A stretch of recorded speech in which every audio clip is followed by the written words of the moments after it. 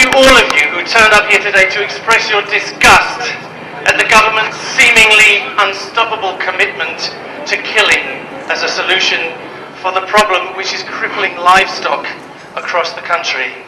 We have a government in bed with an NFU leadership similarly welded to the idea of the massacre of thousands of mostly healthy animals, seemingly unable to hear the words of the scientific community that it will not work, deaf to the cries of hundreds of thousands of Brits who have signed the petition, and in contempt of the will of Parliament, which had voted overwhelmingly against the Cull. Just a few years ago, there was another march in London. Some of you may remember when thousands of country dwellers assembled to protest against the then government's treatment of the countryside. The hideous irony is that what they got after protesting in this manner in the 2011 election was an arrogant, callous, out-of-touch administration who have done more to ruin the countryside in this country than any government in living memory.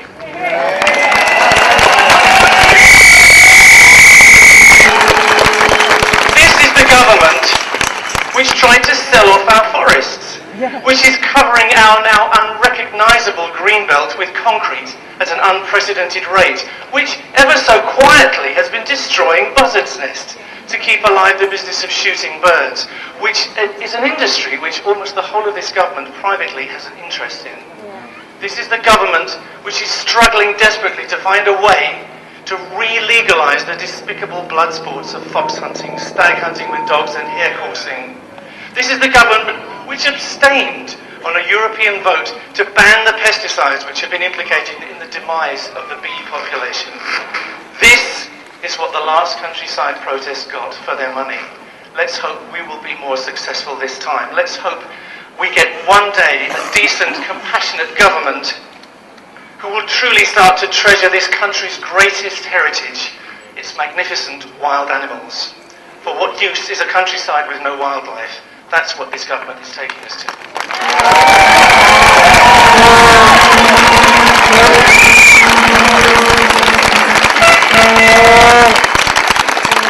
Today, June the 1st, 2013, this war against the badgers, against the badger killers, is not over.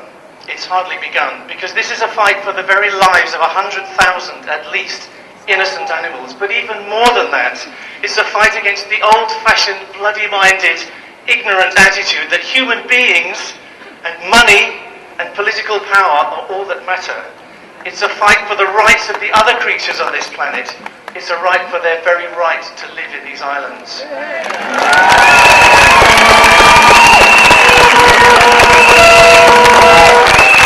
Folks, we will never give up. We will never give up. We will fight this cull as long as it takes to place it where it belongs in the history of barbaric acts. We will fight with every means that is legal, decent and compassionate, because decency and compassion are what we're about. We will not be victimising farmers and their families, but this mess that British farming is in, by and large, is not the fault of the average, decent, hard-working farmer. It's the fault of bad leadership over the years.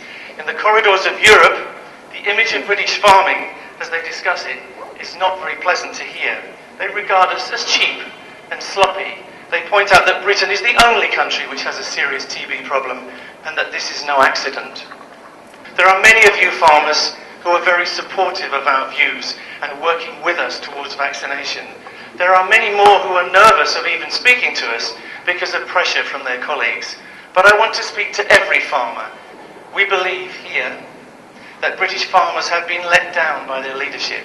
They've been let down by an NFU over the years which didn't look after the small farmer and thought it knew better than the European guidelines. An NFU which restocked carelessly after the foot and mouth outbreak. An NFU which has gone along and failed to enforce proper movement controls of cattle and decent biosafe husbandry. Right now, the European Commission, so often used as an excuse by British governments, is offering to help us move towards validation and licensing of our cattle vaccine, based on BCG, the same stuff which cured our children years ago. They are ready to go. It will take probably 10 years, but it can happen. But even now, Patterson, Heath, Cameron and co are refusing to prioritise it. They're standing around, they're striding around, telling us vaccination is years away and wasting everybody's time with a cull which cannot solve the problem. This cull cannot even make a significant dent in bovine TB in the next 10 years. Vaccination of our national herd is probably realistically 10 years away. Does that sound like a long time? Does that sound like we shouldn't be waiting? We must do something now, right? Surely we must do something right now. But the something that this government has decided to do and has sold to farmers has been shown by science to be ineffective. It has been rejected by Parliament. It's unacceptable to nigh on 250,000 people who have signed our petition on the government's own website. Patterson has now admitted that culling this whole bloody mess will be going on for the next 25 years. So how does 10 years sound now? 10 years sounds all right to me. At the end of this misery of 25 years, when the farmers will still have to be paying for their culling, and we the taxpayers will still be compensating them, there will still be breakdowns, TB will still be there, farmers will still be suffering, cows will still be suffering, and the badgers pursuing this course will be a pitiful remnant, a tragic ghost of a species which has been in Britain since long before we were. That's the future if you go with this cull. This cull is a cheap, shoddy pig in a poke, offered dishonestly to farmers as a solution to their misery. It will fail and possibly damage farming's relationship with the public forever. Yes. We offer a solution, vaccination, and we're already cooperating in community-led vaccination schemes. People of the UK, do not let this atrocity happen. Do not let it happen.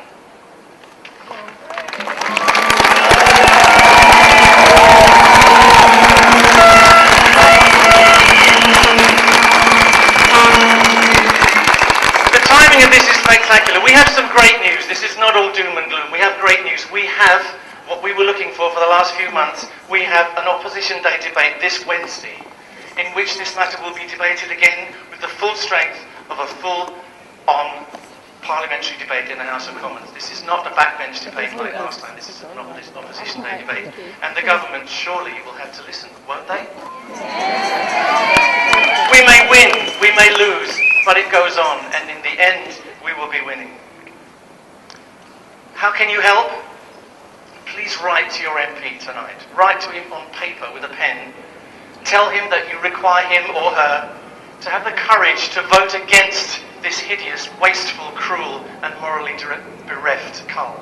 Tell him you need him to speak for you and vote against the cull. We will win this war for decency. It may take time, but we will prevail.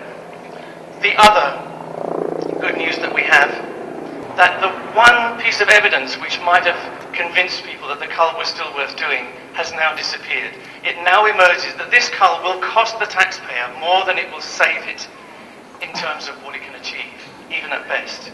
So the last evidence, the last reason for culling is gone. And I ask you to stick to our guns. Please, let's all stay together. We all started out together, we will all end together. We will have a decent Britain one day, and we will have a Britain in which animals are treated with respect. Thank you so much.